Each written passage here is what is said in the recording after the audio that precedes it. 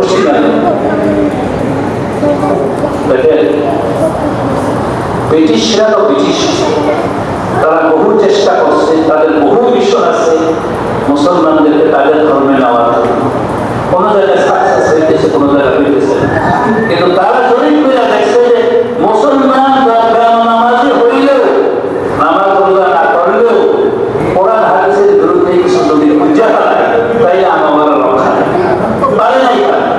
এখন তারা কৌশল পর্যায়ে পাইছে যে মুসলমানের ইমানের উপরে, নামাজ রোজার উপরে, আল্লাহ আল্লাহ রাসূলের উপরে আঘাত করা যাবে না, তাই আমরা সাকসেস পেতে পারবো।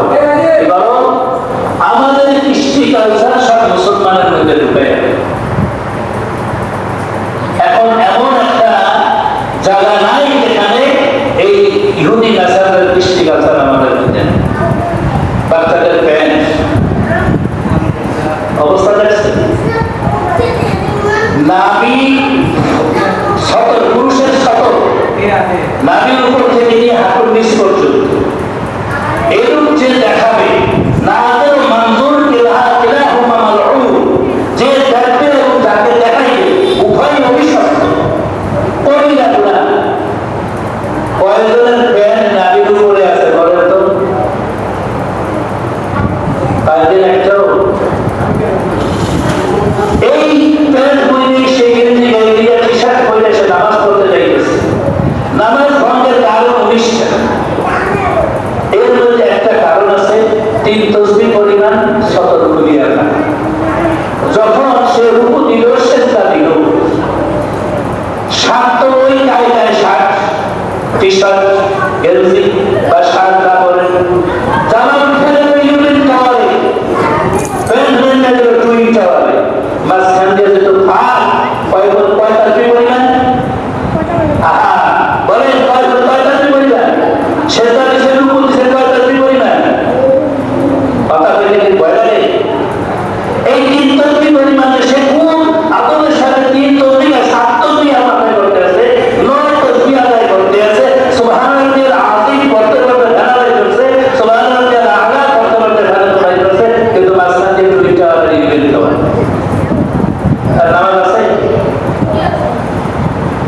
এই যে কাফের মুশরিকের কৃষ্টি কালচার, তাকনুবিয়ার নিচে প্যান্ট, কয়েকজনের মালের উপরে বাইরে করতে পারবেন? এখন তো বাংলাদেশের নিচে প্যান্টে মুছে বানায়, ভিতরে ঢুকে যাবে, এইগুলো তো সিরা দিরা পরিয়ে উপরে ফ্যাশন দাও, বড় ফ্যাশন।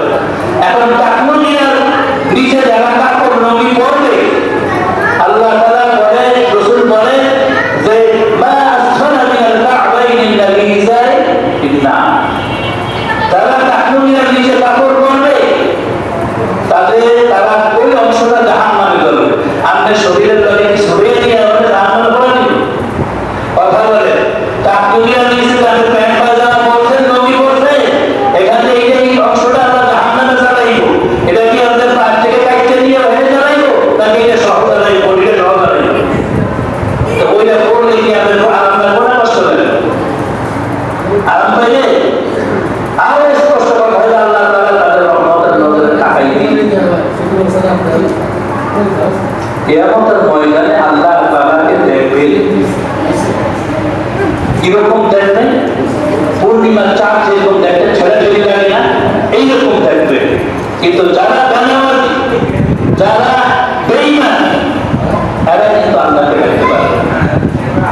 স্পষ্ট হাদিস, আল্লাহকে দেখতে পারবে, ঈমানদাররা ছাড়া আল্লাহকে দেখতে পারবে। ওই জন্য কি অনেক কথা। এই জন্য এমন একটা কাজ নাই, আপনি ব্রাশ করেন, পরে পৃথিবীতে সবচেয়ে দামি ব্রাশ কি দিয়ে বানাইছে জানেন? সবচেয়ে দামি ব্রাশ, সেই বংশ সুলতান পড়ছি, তার সে আরো সবচেয়ে দামি ব্রাশ সুরের ফসল। অথচ সুতোর এমন একটা প্রাণী, পুকুর গায়ে, শুকনা পুকুর গায়ে গেলে কোনো সমস্যা নেই, খাল দিয়ে এসে জায়গা দিয়েছে, ধুয়ে দিয়ে সমস্যা নেই, পুকুরের লাগায় সমস্যা, মাসাল তো লাগায়, কিন্তু সুরের পোষণটাও না, ওইটা দিয়ে আপনি ব্রাশ করতেছেন, সবচেয়ে দামি ব্রাশ। ব্রাশ করেন, আপনি ব্রাশ করতে না করি, কিন্তু আপনি ব্রাশ করবেন কোন সময়? হাতে রাখার সময় বা ঘুমের থেকে করেন, কিন্তু ব্যস্ততা করতে তো আপনার সমস্যা হওয়ার কথা না। আমাদের টাইলস করা বাথরুম এই